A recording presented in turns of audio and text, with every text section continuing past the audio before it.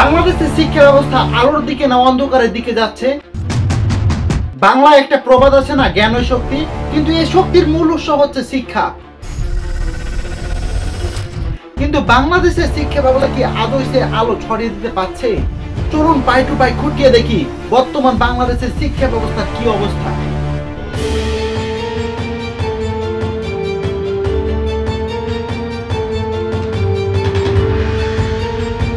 আসসালামু আলাইকুম এভরিওয়ান। বাংলাদেশের শিক্ষা ব্যবস্থা কোথায়? কাগজে কলমে হয়তো অনেক উন্নত, যেখানে বোর্ড পরীক্ষায় পাশের হার 90% এর উপরে থাকে, কিন্তু বোর্ড পরীক্ষায় গোল্ডেন এ প্লাস পেয়েও একটি সামান্য বাংলা বাক্যের ইংরেজি ট্রান্সলেট করতে পারে না। যেমন তোমার বয়স কত? She has made us stand taller. She has made us feel brighter. She has made us look smarter. অন্যদিকে আপনি যদি প্রপারলি নোটিশ করেন, মাস্টার্স এবং অনার্স কমপ্লিট করা অনেক স্টুডেন্ট এখন বেকার। বিশ্বের সবচেয়ে নিচু স্তরের পঙ্গু শিক্ষা ব্যবস্থাকে ভিত্তি করে এই দেশ গড়ে উঠেছে। পৃথিবীতে দেশ আছে 196টা, তার ভিতরে আমাদের হাইপ তোলা ডিইউ বিশ্বের টপ 1000 ইউনিভার্সিটিতে ঢুকতে হিমশিম খাচ্ছে।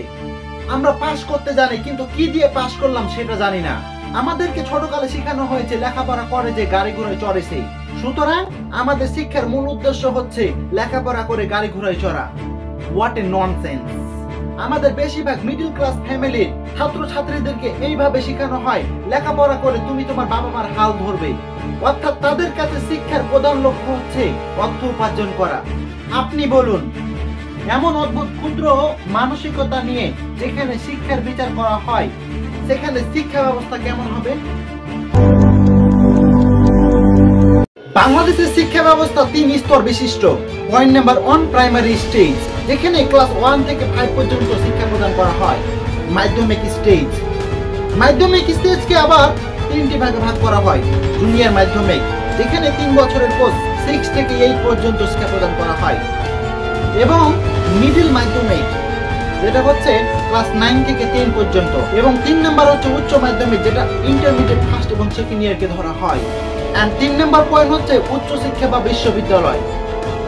এখানে আবার 2টি ভাগ রয়েছে, এক ডিগ্রি যেখানে 3 বছরের কোর্স থাকে, আর অনার্স যেখানে 4 বছরের কোর্স থাকে। বাংলাদেশের অলমোস্ট স্টুডেন্ট হচ্ছে 2 কোটিরও বেশি, যেখানে প্রাইমারি স্টুডেন্ট গভর্নমেন্ট এবং নন গভর্নমেন্টে পড়াশোনা করে 1,69,00,000। অন্যদিকে মাধ্যমিকে 30 লক্ষ স্টুডেন্ট পড়াশোনা করে এবং বিশ্ববিদ্যালয় হচ্ছে 5,54,000-এর মতো। বাংলাদেশের এডুকেশনাল সিস্টেমের পজিটিভ সাইড হলো ক্লাস 8 থেকে এডুকেশন ম্যান্ডেটরি করা হয়েছে, যা শিশুদের একটি প্রাইমারি বেস তৈরি করে।